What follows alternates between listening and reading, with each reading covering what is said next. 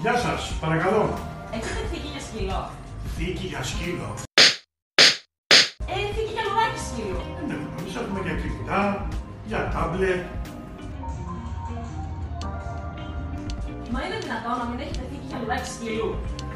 Έχουμε τα πάντα. Έχουμε τζαμάκια, έχουμε θήκες για σχεδόν όλα τα μοντέλα. Για σκύλο, για λουράκι σκύλο. Καλά, θα σου πω. Καλά, σιγά μην το βρίσκανε. Παρακαλώ.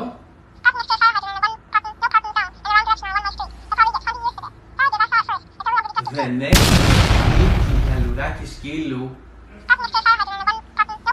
Είχε και αύξηση. Με συγχωρείτε, ναι. Εντάξει. Το κανονίζω αμέσως. Καλά ρε.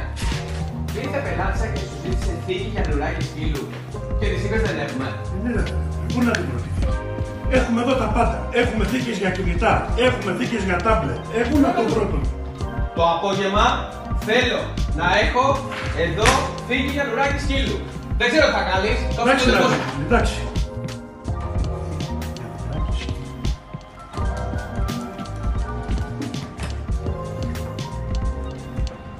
Λοιπόν, πρόσεξε καλά, έχω δώσει το λόγο μου. Μέχρι το απόγευμα θα μου έχεις εδώ 5 διαφορετικές θήκες για λουράκι σκύλου σε διάφορα χρώματα. A few moments later.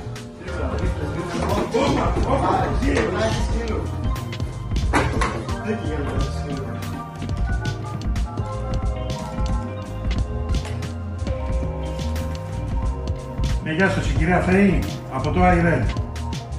Μπορείτε να περάσετε να παραλάβετε. Σας φέραμε θήκη για λουράκι σκύλου. A few hours later. Γεια σας, Κεμάλη. Γεια σας. Η παραγγελία σας. Μα καλά, εγώ ήρθα γιατί ήμουν σίγουρη ότι θα το βρήκα.